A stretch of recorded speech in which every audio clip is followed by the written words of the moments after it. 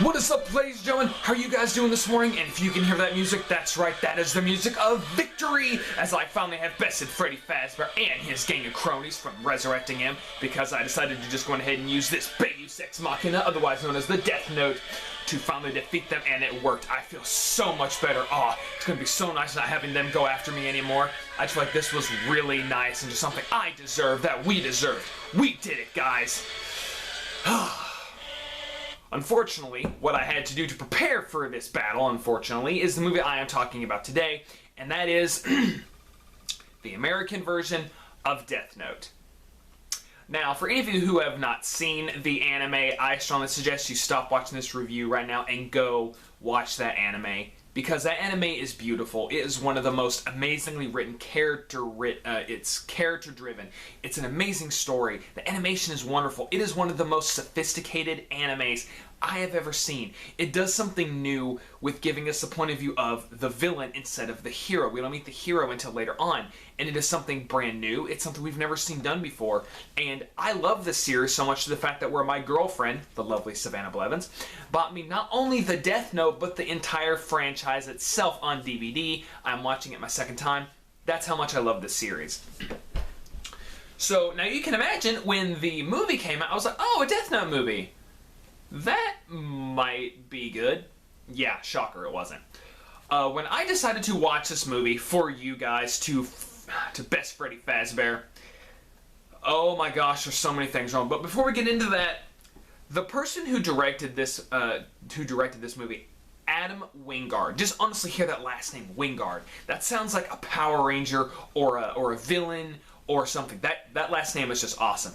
Wingard. Honestly, even sounds kind of like a fusion of a Yu-Gi-Oh card, in all honesty.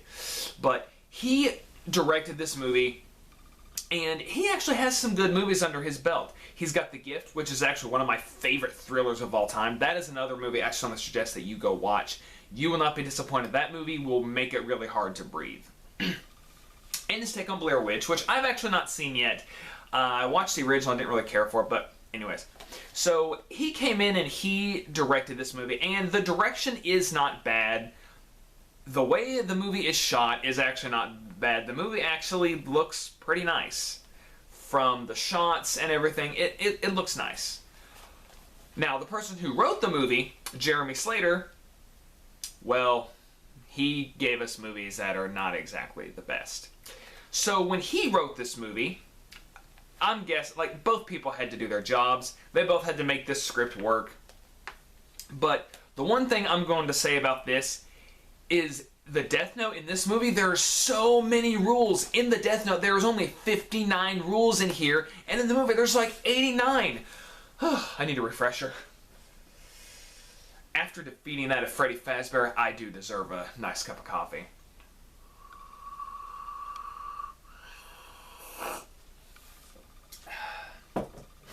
It's a good thing you guys aren't active, huh? What could possibly go wrong? But yes, so the portrayal of Light Turner, that's right, not Light Yagami in this movie. I do not know the actor's name. How they decided to write Light Turner is someone who was always trying to get the girl and impress this one particular girl to the point of standing up for kids who are being bullied and even standing up for her, and it doesn't work. They turned him into Goku from Dragon Ball Evolution, and it clearly shows. It does not work. Why does America always do this? Whenever they get something from Japan and adapt it, real-life action-wise, they always try to do that. The fact of the matter is, we're not supposed to really sympathize with Light. At the beginning we are, but then like afterwards, like, he becomes like the most heinous serial killer of all time. We're supposed to like Light at the beginning, and then we're supposed to hate him, but no, they keep trying to make him relatable. That's not what we're supposed to do. Light is cunning, malicious, he's vicious, he is cold-hearted. That is what Light is, and at the beginning he starts out like, you know, I'm gonna rid the world of all criminals, and eventually when he gets the name of Kira, he does not like it at first, but then when he gets it, he starts actually accepting it, and he becomes Kira. He becomes this heinous serial killer. He becomes basically what he feels to himself, the new god who will not put up with anything. He becomes cold. He becomes merciless.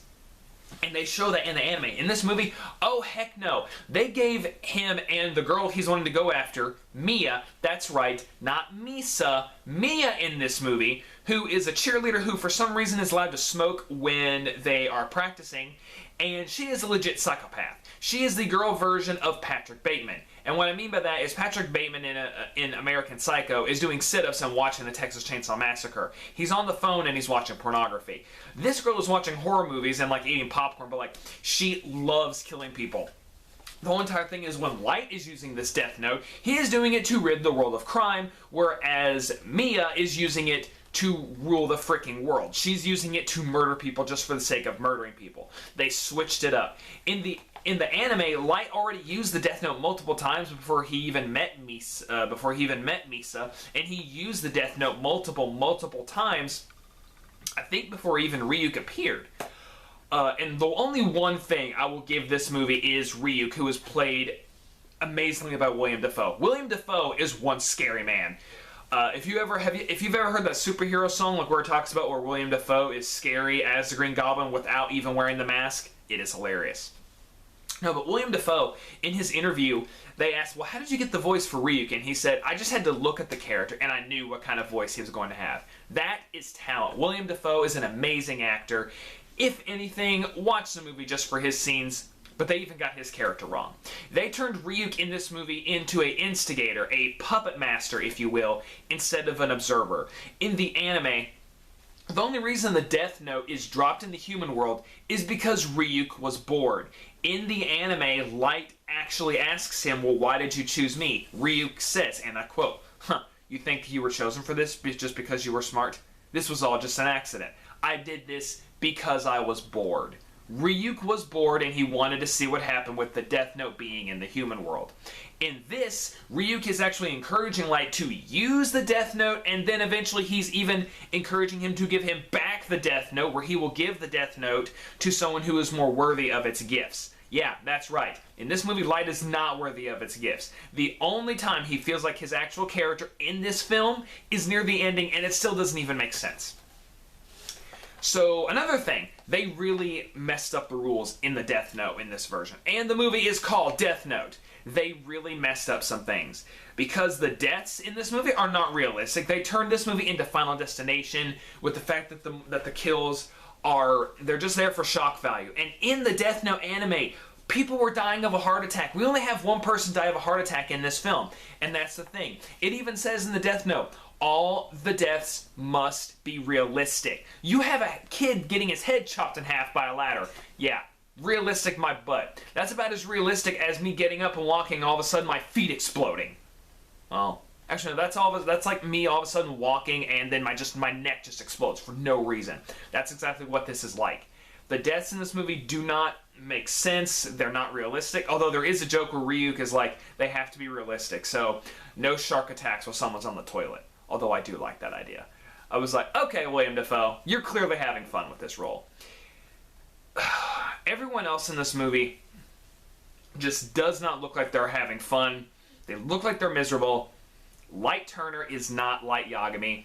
Mia is not Misa. The only other character who actually feels like the anime counterpart is L, and I know I'm getting ready to have people come at me with pitchforks, torches, and rocks. Or maybe rocks on fire or something. Can you actually even set rocks on fire? I'm getting off track.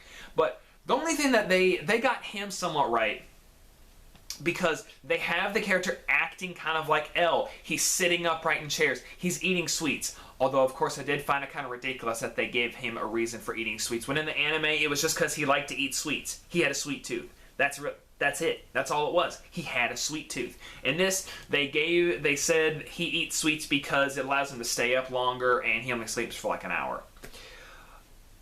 The only time he kind of feels out of character is near the end when he goes on a rampage and tries to kill Light. Although I can somewhat kind of defend that, and probably people are getting ready to come to my door right now and kill me. Because in the anime, L and Watari, his best friend, died at the same time. We never got to see their reaction. But if you think about it, if someone that you knew from childhood, who was there for you, who basically took care of you, who was your best friend, if you lost someone like that, wouldn't you go off the rails a bit?